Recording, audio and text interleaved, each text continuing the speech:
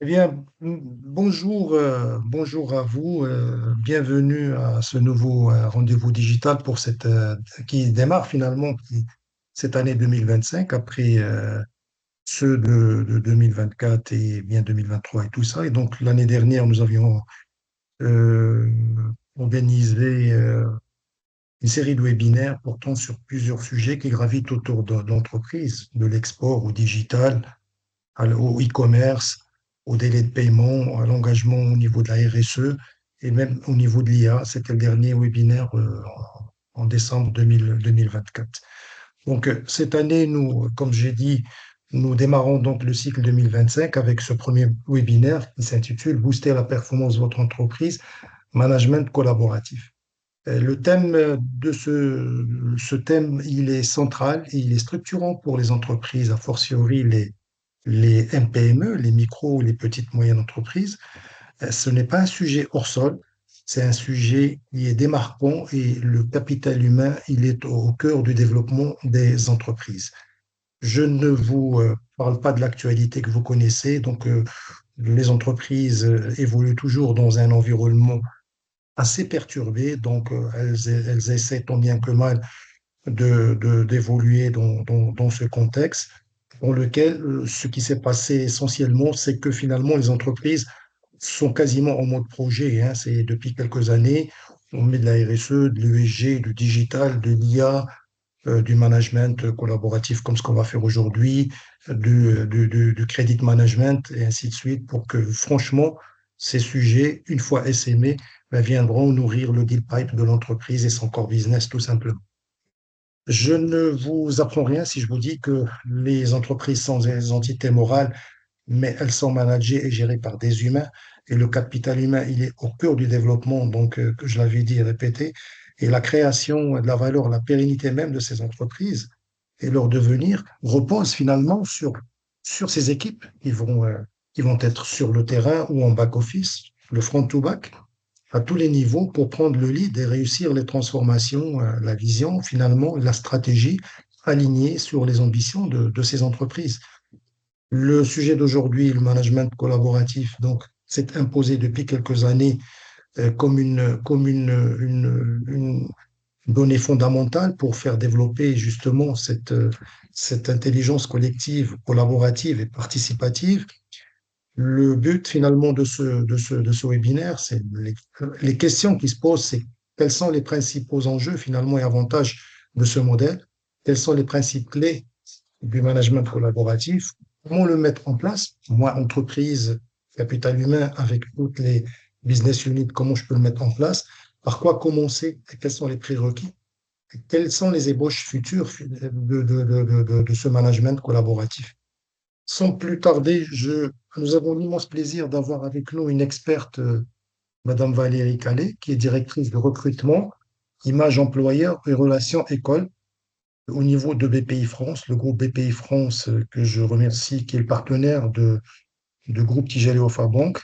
Et donc, depuis quelques années, ce partenariat nous permet, comme le cas aujourd'hui, ben, de tenir ces webinaires et de vous proposer ces rendez-vous digitaux pour nous éclairer sur ce sujet ô combien structurant. Nous allons réserver donc la première partie au pitch de présentation et intervention de Madame Valérie Calais. Et juste après, on va passer à l'échange pour répondre à vos questions. N'hésitez surtout pas de nous le mentionner au niveau du chat, vos interrogations, vos questions, tout simplement. Voilà. Et nous ferons un plaisir de répondre dans la mesure du possible à vos interrogations. Donc, sans plus tarder, je cède la parole à Valérie Calais, qui nous fait l'immense plaisir d'être parmi nous aujourd'hui, qui est une experte dans un groupe qui n'est plus à présenter, BPI France, qui est un agrégateur au service de l'entrepreneuriat en France, mais pas que, au niveau quasiment mondial aujourd'hui. Valérie, bonjour. Bonjour à Bonjour, tous. merci de nous faire le Bonjour. plaisir d'être parmi nous et je vous remercie et je vous cède la parole. Bonjour. Merci beaucoup, Kamal. Écoutez, bonjour à tous. C'est moi qui suis honorée en fait de parler devant vous aujourd'hui sur ce sujet managérial. Alors, Kamal disait que j'étais une experte. En fait, je suis surtout une vieille manageuse, en fait, hein, qui a quelques décennies derrière elle de management. Et c'est surtout un exposé d'expérience que je vais vous faire aujourd'hui, plus qu'un exposé d'expert, hein, quand même. Alors, je vais partager mon écran avec vous. Hop, voilà. Voilà. Et en Est-ce- attendant, vous avez un petit sondage si vous pouvez y répondre. Merci beaucoup. Voilà, alors C'est attendez. bonjour, c'est un Voilà. sondage, hein, pour voir un petit peu où nous en sommes et donner le relais à Valérie sur ces sujets qui nous lient aujourd'hui. Je vous Oui, ça cède nous la parole, permettra Valérie. d'alimenter la conversation, en effet. Voilà. Alors, pour débuter, bon, voilà le sujet de notre discussion aujourd'hui. Je trouvais intéressant dans le titre de mettre en regard à la fois ce management dit collaboratif, en regard de l'autorité aussi, qu'en tant que manager, on a tous besoin de maintenir néanmoins, je dirais, et ce sont des notions qui ne s'opposent pas, on va en discuter. Alors, je fais défiler si ça veut bien. Voilà. Donc, objectif de cette présentation, rapidement, bah, comprendre un petit peu les principes de ce management, quels en sont les leviers, comment on fédère une équipe et comment on trouve l'équilibre entre ce dont je parlais, c'est-à-dire le leadership, l'autorité, le contrôle et la collaboration, l'esprit d'équipe, la confrontation d'idées. Alors, euh, qu'est-ce que c'est de quoi on parle, hein, déjà? Euh, on parle de management collaboratif. Derrière tout ça, il y a de la coopération. Il y a aussi de l'autonomie et de l'implication des employés. En fait, ce management, il vise à encourager la décision collective. Alors, on n'est pas en train de parler comment dire, on n'est pas dans des environnements où c'est la majorité qui compte, hein. On n'est pas en cogestion. Voilà, c'est le mot que je cherchais, c'est pas du tout ce que je veux dire. Mais en tous les cas, ce management, il vise à donner la parole, en fait, et mettre en exergue les responsabilités de chacun pour permettre une communication ouverte et une contribution de chacun à son niveau, avec sa compétence, en fait, et la façon dont il peut contribuer, en fait, à la prise de décision finale. La différence avec le management traditionnel, vous la voyez bien, hein. Enfin, quand on dit d'ailleurs management traditionnel, c'est le management d'il y a plusieurs dizaines d'années en réalité, hein. C'est une prise de décision qui était beaucoup plus centralisée et descendante, surtout. Moi, quand j'ai commencé il y a plus de 30 ans, on avait quand même une ligne hiérarchique qui était essentiellement descendante, hein, avec des décisions qui étaient prises à haut niveau et assez peu de contributions.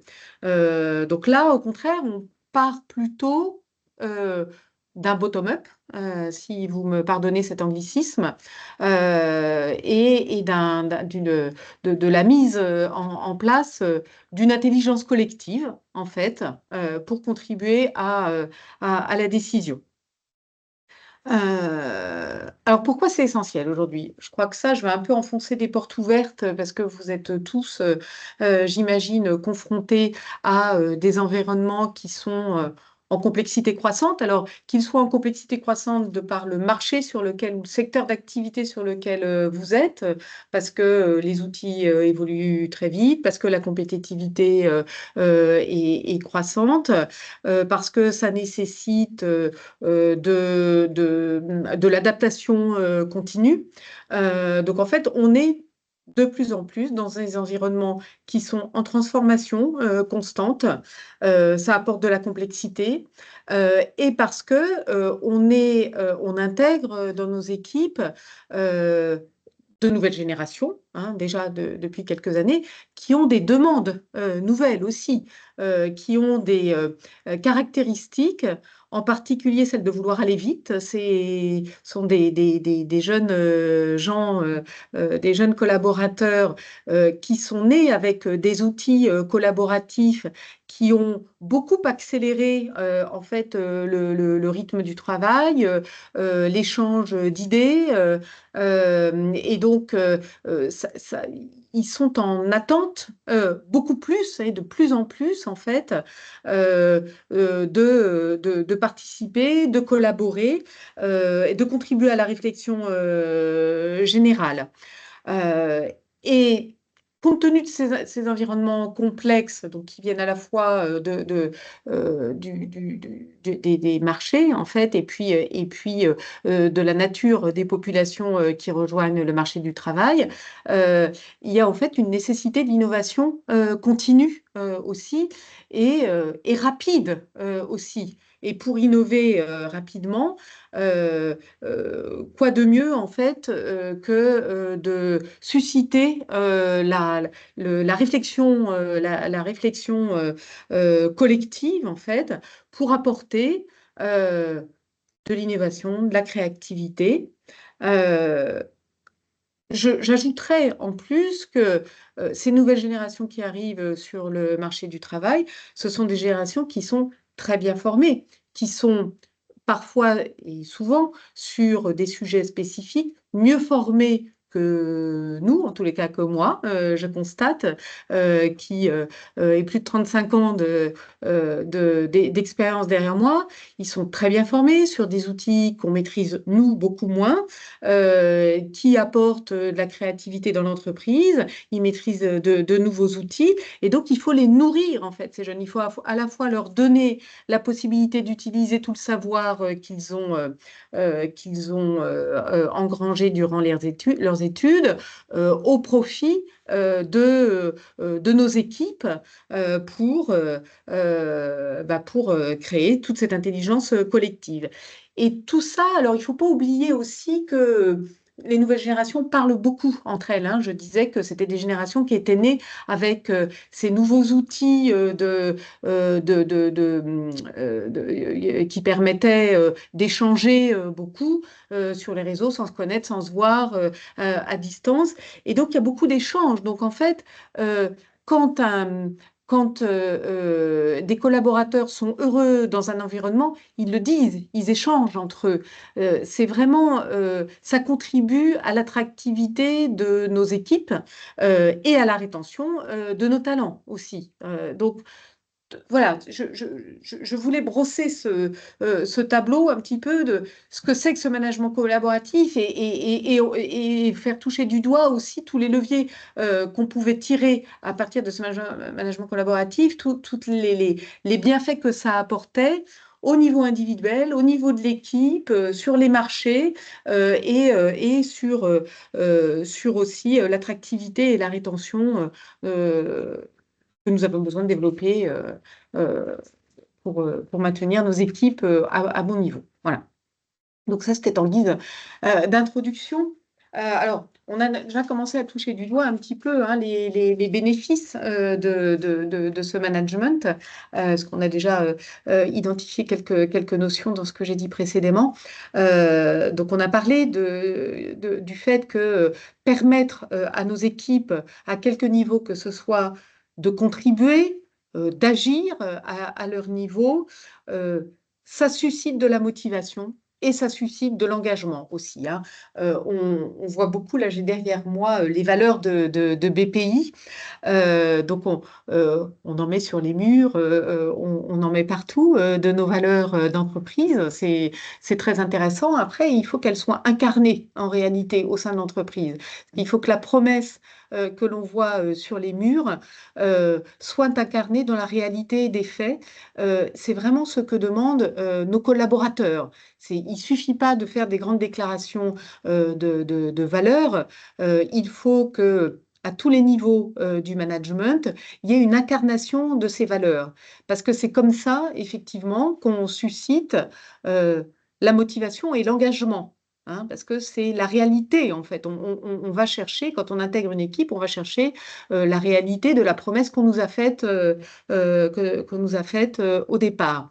Euh, et, euh, et donc, cette collaboration qu'on instaure au sein d'une équipe, cette faculté que l'on donne aux collaborateurs de contribuer à la réflexion, quelquefois à la décision aussi, eh bien, c'est une motivation et une source d'engagement évidente. Euh, alors, ça crée bien sûr l'échange au sein des équipes et donc ça fait émerger de nouvelles idées. C'est ce qu'on va chercher, hein, c'est ce dont on a besoin en tant que manager aussi. On a des idées, on développe une vision, mais néanmoins, enfin, je sais que dans ma pratique quotidienne, je sais toute la richesse que je peux attendre d'un échange au sein d'une équipe pour faire émerger de nouvelles idées. Et puis, permettre cette discussion et cette ouverture d'esprit, ça crée de la transparence au sein des équipes euh, et ça crée de la confiance. On va voir que cette notion de confiance au sein des équipes, c'est quelque chose aussi. Alors, la confiance, c'est quelque chose qui ne se décrète pas. On ne décrète pas qu'on a confiance dans son manager, on ne décrète pas qu'on a confiance dans son père, euh, euh, dans ses collaborateurs, mais on génère de la confiance par certains leviers. Et en fait, la transparence, c'est une façon de générer de la confiance aussi, hein. Quand on parle vrai, quand on se sent écouté aussi, c'est une façon d'améliorer cette communication, cette coopération au sein des équipes. Euh, on a parlé déjà du troisième point là, que vous voyez à l'écran, qui est la rétention des talents, parce que se sentir écouté, on disait, ça crée de la motivation. Ça crée du confort d'exercice au sein d'une équipe et clairement, ça fait baisser le turnover. Quand on sait le coût de remplacement d'un collaborateur, donc le coût de recrutement, c'est pas neutre en fait de lancer des initiatives qui permettent de faire baisser le turnover, hein. D'abord, bah, il y a du coût, il y a du coût de sourcing, hein, quand on doit remplacer un collaborateur ou ajouter un collaborateur à une équipe. Mais ensuite, une fois qu'on l'a trouvé, il y a aussi un coût d'investissement pour que ce nouveau collaborateur se sente bien au sein, enfin s'intègre, hein, au sein d'une entreprise dont il n'a ni les codes ni la culture. Donc tout ça, c'est des coûts d'investissement qui sont importants et qui sont réduits quand on fait baisser le turnover. Donc cette rétention des talents, bien sûr, mais la rétention d'une façon générale des compétences au sein d'une équipe, ça a aussi un effet financier en plus au sein de l'entreprise. Donc c'est l'un des bénéfices que je voulais mettre en avant aussi. Euh, euh, alors, quand on... je parle là ensuite de performance collective optimisée. En fait, plus on partage ses compétences en réalité. C'est-à-dire au sein d'une équipe, on a différents types de compétences, parce que différents types d'expériences, soit dans la durée, soit les compétences elles-mêmes, dans les secteurs d'activité, etc. L'échange et donc, l'échange contribue à partager les compétences et donc à élargir en fait le champ de compétences de chacun. Euh, et là, je voudrais faire peut-être une petite digression sur l'employabilité. Moi, c'est une notion, l'employabilité, que j'utilise beaucoup euh, au sein des équipes, enfin, que je développe beaucoup, pour mettre en évidence l'intérêt de chacun à continuer à progresser, à transformer son quotidien, à aller chercher la créativité et l'innovation. Alors, pourquoi je mets ça en exergue beaucoup? Parce que c'est un bénéfice individuel qui est au service du collectif en même temps. En fait, c'est une valeur que chaque collaborateur peut toucher du doigt, c'est-à-dire la valeur qu'il développe de lui-même sur le marché de l'emploi, que ce soit le marché interne de l'entreprise dans laquelle il est ou sur le marché plus large s'il change d'entreprise. L'employabilité, c'est quelque chose qui est le bénéfice individuel qui permet aux personnes de s'insérer dans un processus d'amélioration continue, de créativité et d'innovation. Et en fait, je me suis rendu compte au cours de mon expérience que parfois, tout le monde n'avait pas conscience de l'expertise qu'il détenait. Je vais vous donner un exemple. J'ai dû monter dans une vie antérieure un département qui regroupait toutes les fonctions support de la DRH pour une banque. Donc les fonctions support, en fait, ça allait des responsables de risque opérationnel, donc avec une technicité très précise, des responsables de projets transversaux, l'appareil, des expertises précises, des responsables de formation, de recrutement, etc., du secrétaire général, voilà, jusqu'à des gestionnaires d'administration du personnel qui, pour la plupart, n'étaient pas forcément cadres, donc se retrouvaient dans un environnement au milieu de personnel qu'ils estimaient beaucoup plus compétents, hiérarchiquement beaucoup plus élevés, et donc avec des expertises évidentes. Et ces gens-là, qui faisaient la gestion du personnel, donc l'administration des personnels, n'avaient pas idée de l'expertise qu'ils détenaient. Voilà. Et donc avait du mal finalement à s'intégrer. J'avais du mal, moi, à créer cet esprit d'équipe, hein, parce que voilà, ces différentes équipes avaient du mal à s'articuler les unes avec les autres parce que soit reconnaissaient pas leur propre expertise, soit comprenaient pas pourquoi toutes ces expertises étaient mélangées.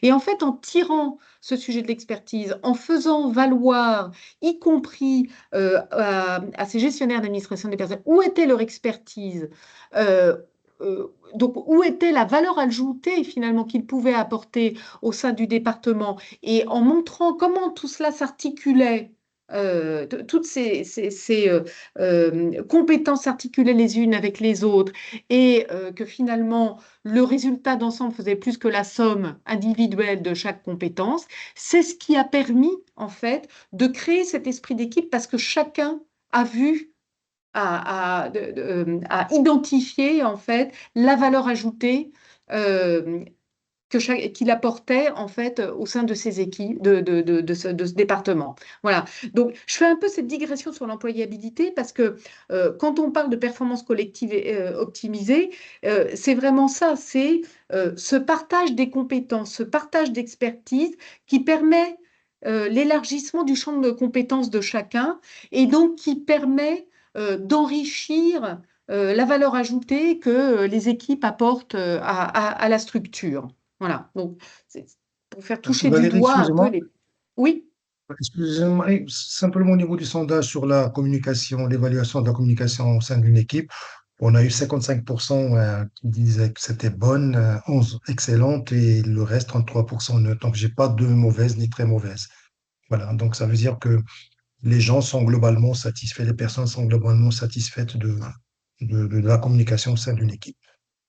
bon, bah, c'est bien, ça veut dire qu'il y a du partage et que donc j'enfonce un peu des portes ouvertes dans tout ce que je dis, mais c'est très bien, ça veut dire que les choses se mettent en place de façon concrète au sein des équipes. Merci beaucoup, Kamal, pour cela. Donc voilà, je crois que là, on a bien vu, en fait, dans tout ce que j'ai dit jusque-là, les bénéfices, en fait, qu'on pouvait avoir dans la collaboration et le partage des expériences individuelles. Alors, je passe quand même sur quelque chose, parce que bon, tout ça, c'est dans le meilleur des mondes, hein, mais ça se fait pas, même si, et vous le dites tous là, la communication, la collaboration se fait plutôt bien au sein des équipes. Il y a quand même des défis pour un manager. Il y a des défis pour les managers comme pour les collaborateurs aussi, et il y a des résistances. Alors, quels sont-ils, ces défis et ces résistances? Ben, en fait, c'est la perte de repères en réalité. Excusez-moi, C'est-à-dire, Valérie, excusez-moi vous Valérie, on avez a lancé lancé un un autre deuxième. sondage. Oui, Recevez-vous régulièrement des feedbacks constructifs sur votre travail? Vous pouvez voilà. répondre Donc, je vous au fil laisse, de l'eau. Merci. Je vous voilà, je vous laisse laisse répondre, hein. répondre tranquillement, puis Vas-y, on verra Valérie. un petit peu le Excusez-moi. retour, en effet, pour rebondir là-dessus. Oui, les pertes de repères. Alors, les pertes de repères, alors, parlons du manager déjà. Euh, le manager, en fait, le fait d'ouvrir largement la discussion, la contribution, bah, ça veut dire que il peut arriver à se demander où est sa valeur ajoutée en tant que manager. C'est-à-dire que, comme je disais, on intègre dans nos équipes quelquefois des gens bien mieux formés que nous ou avec une expertise beaucoup plus pointue que la nôtre hein, en tant que manager.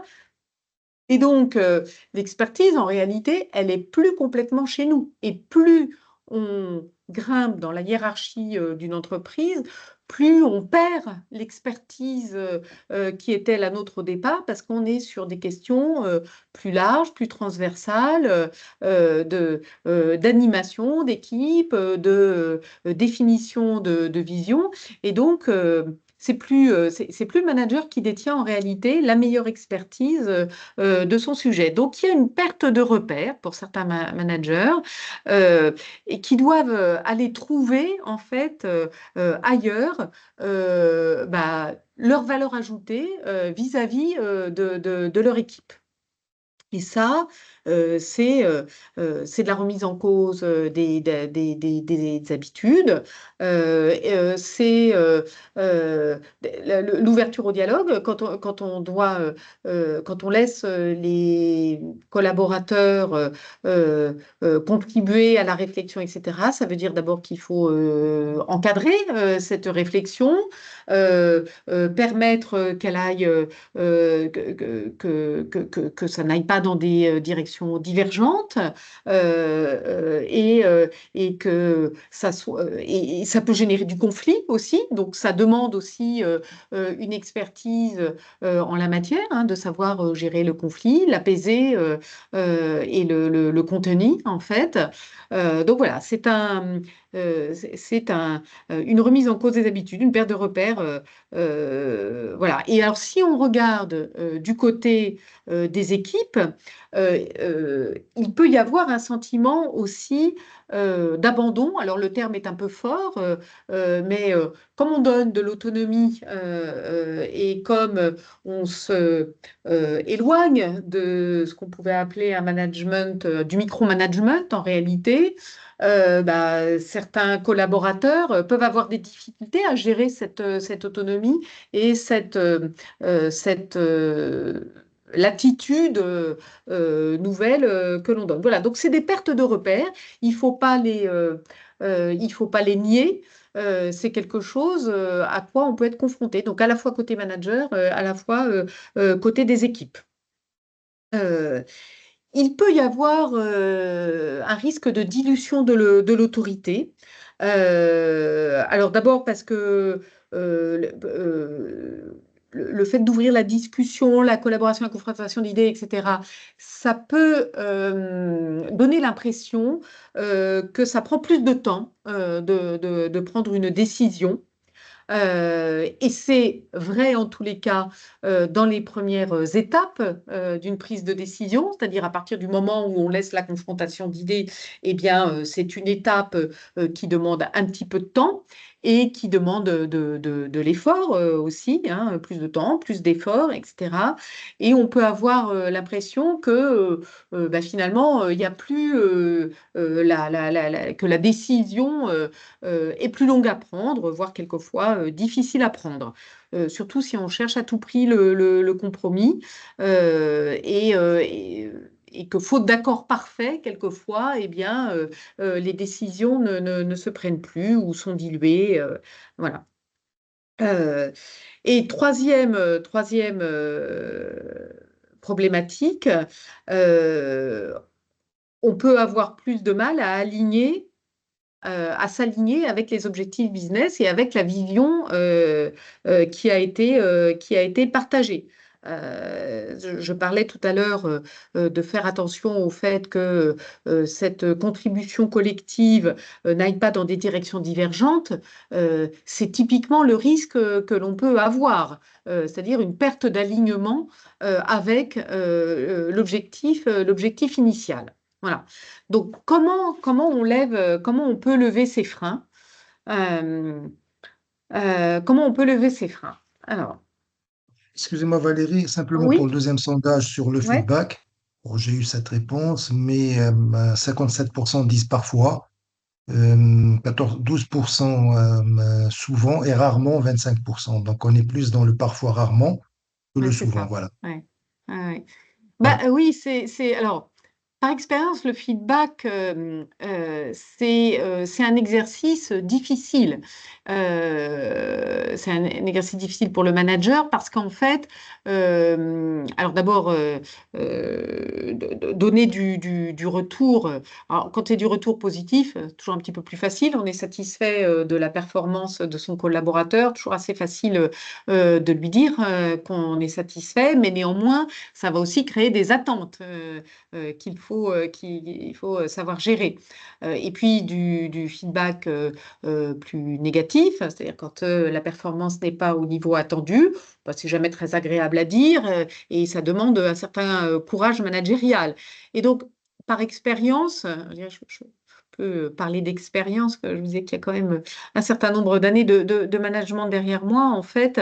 Euh, Par expérience, cette culture du feedback, c'est ce qui est presque le plus difficile à ancrer dans les équipes, hein.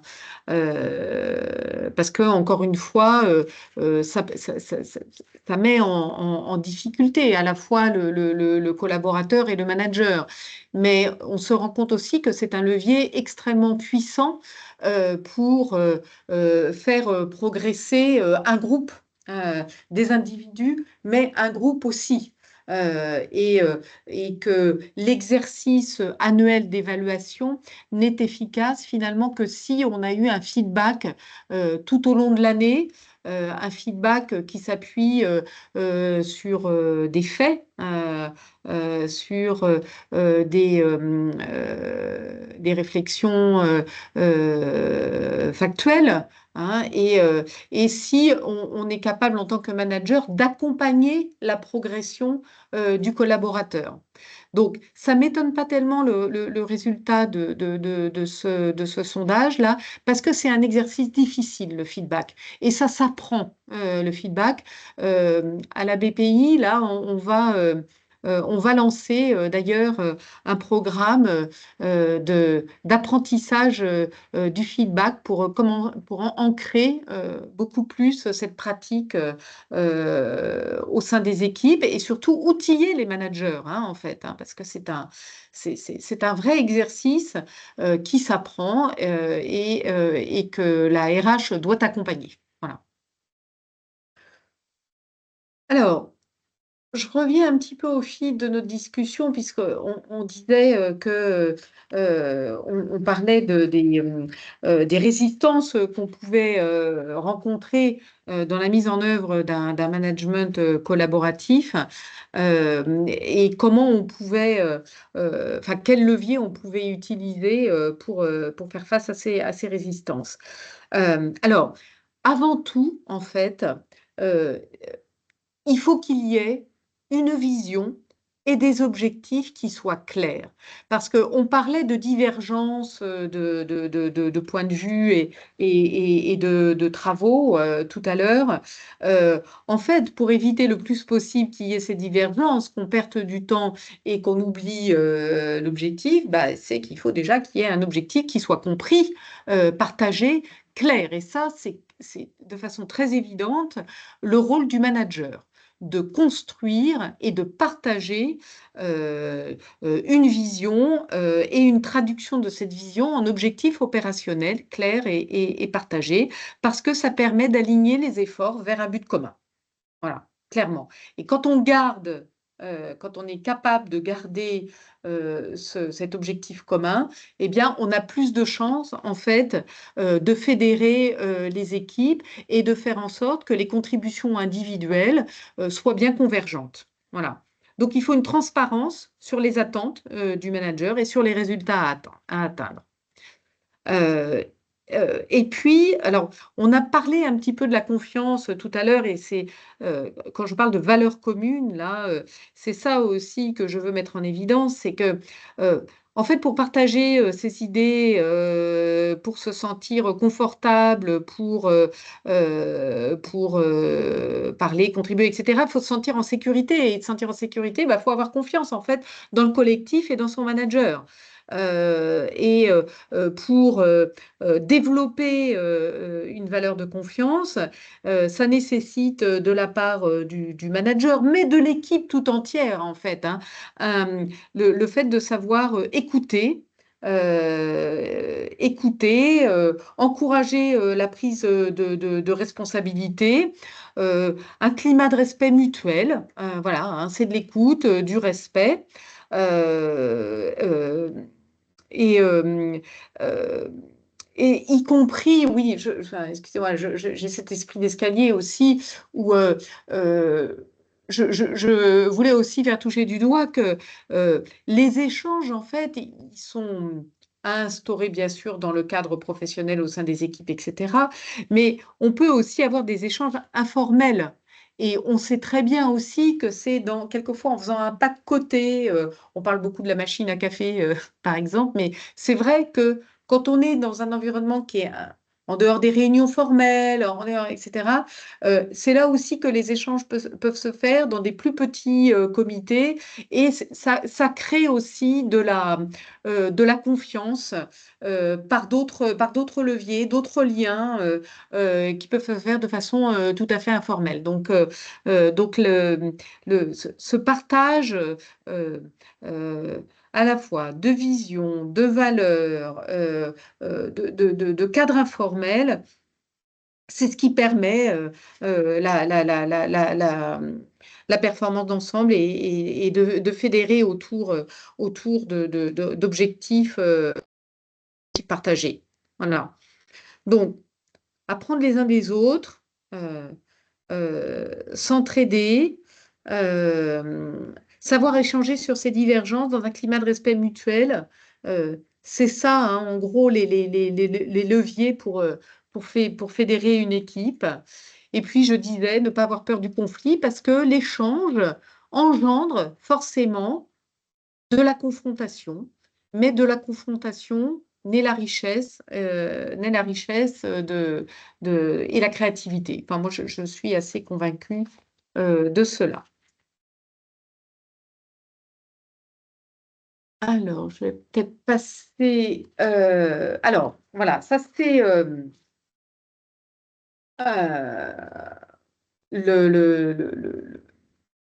un petit peu enfin, je voulais aborder cette notion d'autorité et de leadership parce que on parle d'échange, on parle de confrontation d'idées, de tout ça. Euh, mais il ne faut pas oublier qu'il y a le rôle du décideur, et le décideur, c'est le manager. Hein. On n'est pas en train de dire, comme je disais au début, un petit peu de façon provocante, on n'est pas en cogestion en fait, hein. Donc on n'est pas en train de dire que il n'y a plus d'autorité, que les décisions doivent se prendre forcément de façon collective, etc. On est en train de dire que pour aborder nos environnements complexes dont le changement va de plus en plus vite, on a besoin d'aller chercher de la créativité, de l'innovation, et pour ça, on a besoin de partage. Mais au final, on a besoin d'une autorité qui décide, qui tranche après avoir écouté. Hein, là, si le manager cherche où est sa valeur ajoutée, elle est là, très clairement. Hein, je ne prône pas du tout la perte d'autorité. Au contraire, je prône l'écoute et l'exercice de l'autorité. Euh, voilà, c'est ça vraiment ma vraie croyance en réalité quand on parle de management collaboratif. Donc, le manager, c'est un guide, c'est un facilitateur, mais c'est un arbitre aussi quand c'est nécessaire. La décision, elle revient au manager le modèle, en fait, où les idées sont librement partagées, euh, euh, n'empêche pas de rappeler que certaines décisions finales, elles doivent respecter l'autorité hiérarchique pour garantir une cohérence stratégique. Hein, ça, c'est quelque chose quand même que auquel je crois. Voilà. Et puis, il y a autre chose que je crois aussi, c'est l'importance du cadre et des règles claires. C'est-à-dire que euh, je n'aime pas et je pense que ce n'est pas bon d'avoir du partage de responsabilités. C'est-à-dire au sein d'une équipe, chacun a ses responsabilités. Elles doivent être délimitées, claires pour chacun et sans intersection.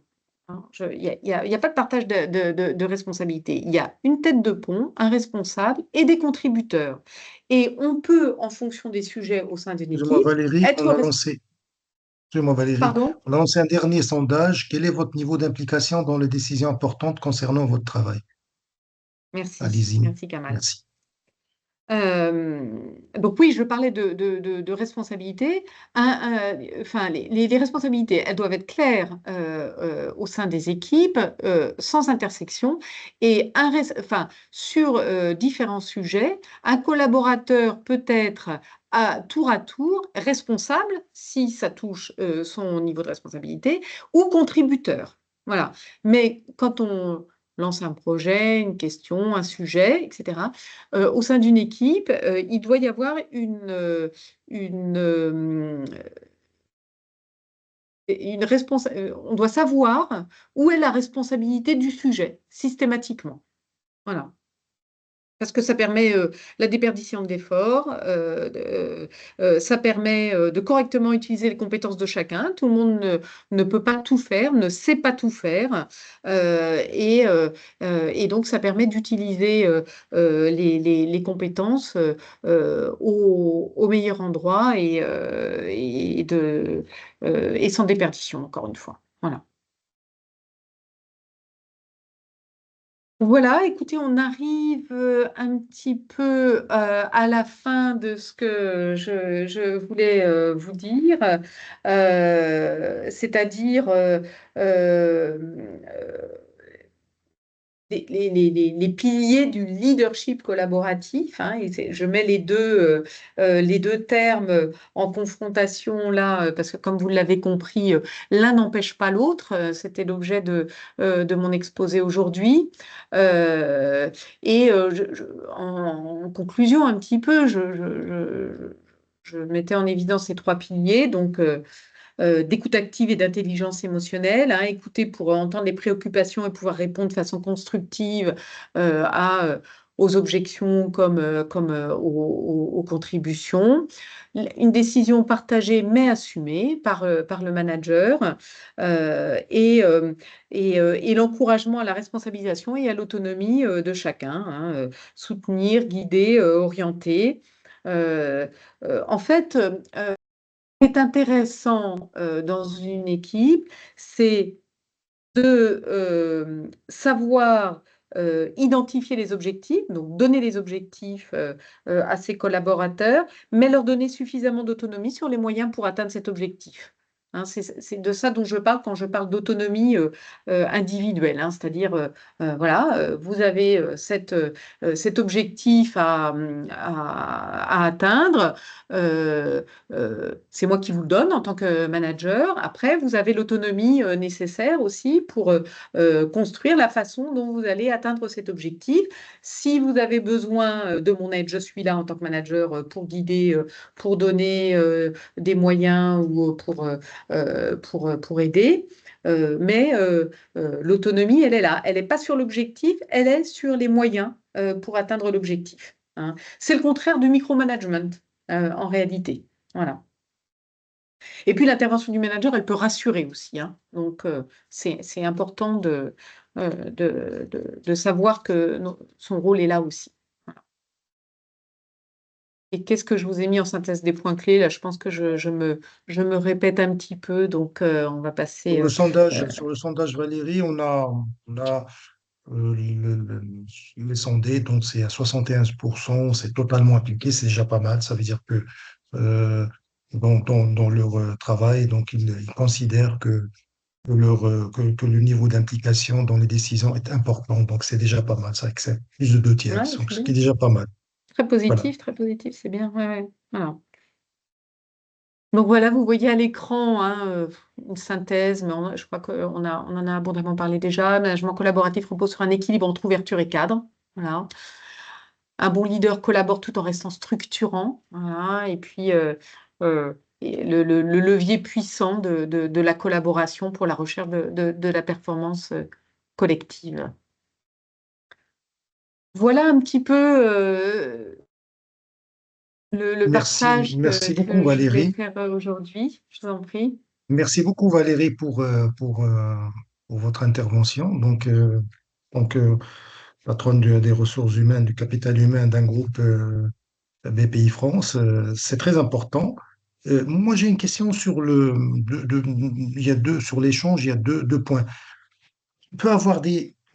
Excusez-moi, on peut avoir, je vais mettre ma caméra, on peut avoir des responsables, des managers qui sont excellents, qui ont la reconnaissance de leur pairs au niveau du management, au niveau même de la communauté des affaires, et qui leur manque ce link. Parfois, dans des entreprises, dans les bruits de couloir, l'ambiance laisse à désirer et tout ça, et ça ne favorise pas le milieu de travail. À votre avis, est-ce que c'est lié à l'ADN de l'entreprise ou c'est le manager lui-même? Que faut-il faire pour que, franchement, on dépasse que ce manager soit vraiment dans ce qu'on est en train de dire? Ça, c'est la première question. Puis une deuxième question, vous avez parlé du café tout à l'heure, c'est important, sans tomber dans le copinage, dans le népotisme et tout ça, je suis tout à fait d'accord avec vous. Est-ce que les team building ou les petits déjeuners, peut-être une fois par semaine, où on se voit dans un cadre professionnel, sont à même aujourd'hui de favoriser cet échange et puis que les gens se connaissent un petit peu entre eux? Et puis une troisième question, une dernière question, je m'en excuse. Euh, euh, ce management doit être un management de proximité, un travail de tous les jours. C'est que un manager doit vraiment sortir des sentiers battus et puis changer. Par exemple, je vous donne un exemple précis. On est dans une équipe commerciale. On a peut-être un portefeuille, une dizaine de commerciaux. Peut-être que les chiffres ne sont pas bons. Est-ce qu'on rabat les choses? On rentre dans l'insolence et puis on switch, on va sur autre chose et puis on écoute les uns et les autres. Peut-être que parfois, c'est des petits détails qui font cette différence. Est-ce que ce sont des choses aujourd'hui qui sont dans la portée d'un manager collaboratif qui est capable de discuter avec ses équipes et puis avoir ce feedback? Vous avez parlé du feedback, qui est un moment important de dire les choses, de les dire de façon factuelle, que les uns et les autres sachent où ils en sont. Ça, c'est très important. Merci Valérie. Alors, sur la première question qui faisait appel à la culture, à la fois la culture individuelle et la culture d'entreprise en réalité, la culture managériale. Alors, euh, Moi, enfin, un manager, c'est un homme, hein, c'est un collaborateur comme un autre, et donc il a une personnalité, il a des croyances aussi, et il a un mode managérial. Hein, l'objectif, c'est pas d'avoir des managers clonés, hein, c'est pas tous les mêmes. Alors, en revanche, quand on arrive dans une entreprise, on voit bien qu'il y a une culture d'entreprise. Et euh, alors, une culture ou des habitudes ou des croyances ou des... Bon, mais c'est pas parce qu'il y a une culture d'entreprise qu'il y a une culture managériale en réalité. La culture managériale, c'est autre chose.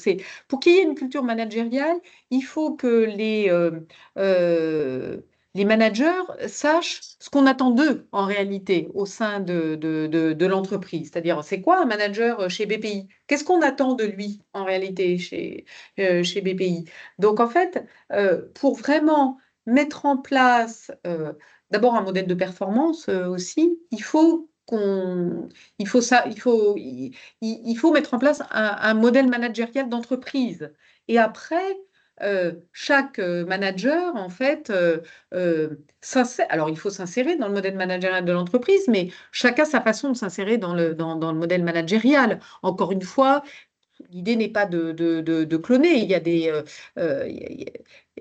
des gens qui ont différentes façons de susciter la confiance au sein de leur équipe, de susciter la réflexion collective, etc. Donc, il n'y a pas une seule vraie solution. Et je pense que c'est une bonne chose que chaque manager, en fait,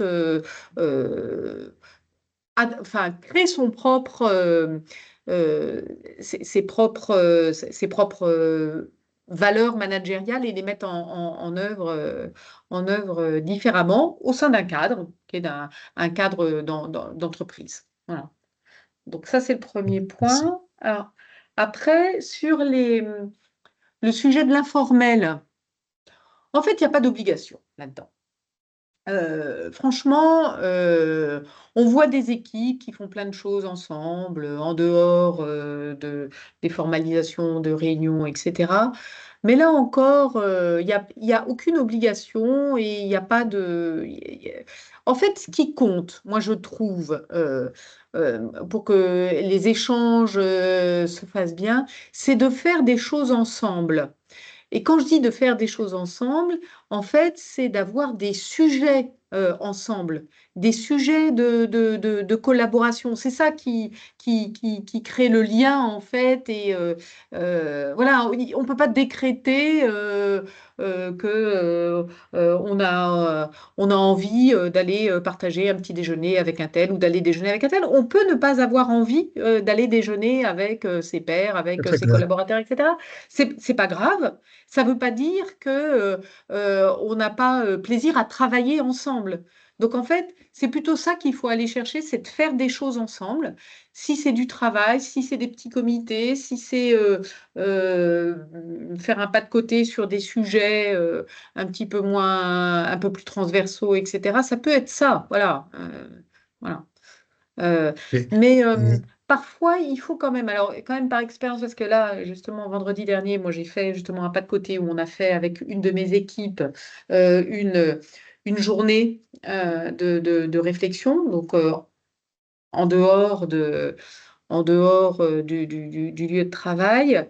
Il y a des moments, néanmoins, où pour être sûr que les objectifs qu'on a identifiés, la vision qu'on a partagée est bien comprise, eh ben, il faut savoir aller faire de l'informel, genre euh, un petit séminaire d'équipe là, d'une journée. Nous, on a pris une journée pour donner cette liberté de mettre sur la table ce qui ne va pas, ce qui est incompris, ce qui manque pour Excellent. Ok. démarrer une année et aller vers les objectifs. Voilà. Donc, Excellent. C'est excellent. Oui, troisième question, ce que je vous avais dit tout à l'heure sur le management collaboratif, finalement, on co-construit finalement un modèle du top-down vers tout le monde. Les uns et les autres sont impliqués. Je prends par exemple nous sommes à l'ère de cette transformation. Toutes les entreprises ont transformé ou transforment leur core business ou leur business model. Et finalement, c'est une question, peut-être, ça ne m'engage que moi, c'est un point de vue. C'est que quand on met peut-être l'humain, on associe les uns et les autres, toutes les business units et tout ça, dans les ateliers, au niveau de l'ADN de l'entreprise, on incentive davantage plus les gens, puis on les implique, et puis finalement, la dynamique de la conduite de changement, elle vient plus rapidement que si on prend un travail en solo avec des équipes et on met une procédure en fin de journée pour dire finalement demain on va travailler ainsi. Sauf que les uns et les autres, moi j'étais dans des travaux, j'ai été très agréablement surpris par des personnes que je ne voyais pas comme ça, avec un autre prisme ou avec une fertilité imaginative de travailler, de produire, d'être en mode projet, mais de continuer à travailler. Ce sont des choses, est-ce que le modèle collaboratif euh, est une réponse à cela? Parce que En toutes fait, les il faut questions de juste pas transformation sont décevoir. coordonnées. Ouais. Faut pas décevoir parce qu'à partir, si on ouvre effectivement la possibilité aux équipes de s'exprimer et de contribuer à la recherche de solutions, etc., il faut pas que ça s'arrête juste à l'atelier qui a permis à chacun de s'exprimer. Il faut après en faire quelque chose. Transformer. Voilà, c'est un petit peu ce dont je parlais quand je parlais d'incarnation. Faut aller au bout de la promesse. Et c'est ça la difficulté, hein, d'ailleurs, hein, parce que c'est plus complexe finalement, ça demande beaucoup plus d'efforts d'exploiter des ateliers, des contributions croisées, des choses comme ça, que de faire du top-down en réalité, hein, et de plaquer une solution qu'on a décidée en petit comité à plus haut niveau. Voilà. Donc en fait, c'est dangereux. On ne fait pas du management collaboratif si on n'est pas convaincu et si on n'est pas, on n'a pas envie de tenir la promesse. Hein. Comment vous Parce que voyez, ça peut Valérie? avoir un retour, un effet retour qui est beaucoup plus négatif que de ne rien faire en réalité. Hein. Et donc, C'est clair. en fait, comme je disais tout à l'heure, en fait, tous les managers ne peuvent, enfin, ne sont pas forcément armés pour faire ça, mais dans ce cas-là, qu'ils se fassent accompagner en réalité. Il y a plein de solutions qui peuvent être assez légères aussi, hein, et qui peuvent permettre à un manager qui n'est pas très à l'aise avec ça ou qui a peur justement de ne pas aller au bout du truc, de se faire accompagner par quelqu'un qui a un regard un petit peu extérieur, qui a des méthodes pour susciter la collaboration, etc., et qui peut aider le manager à utiliser le résultat de, de ces, euh, de ces ateliers, quelle que soit la forme que ça peut prendre. Vous voyez un petit peu la trame au niveau du capital humain dans les entreprises, est confondue à l'ère de l'IA, à l'ère de toute cette transformation et des pressions qui vont venir. Parce que on parlait, moi j'entendais un expert qui disait que peut-être que certains métiers, beaucoup de métiers de l'an 2030 et ainsi que Dieu nous prête longue vie, ne sont même pas, n'existent même pas encore. Ça veut dire que on est encore devant des choses, devant des mutations. Il faut s'attendre à des mutations au niveau de la Ah ben de manière de plus en plus travailler rapide. finalement. De plus en plus rapide. Ça, c'est évident.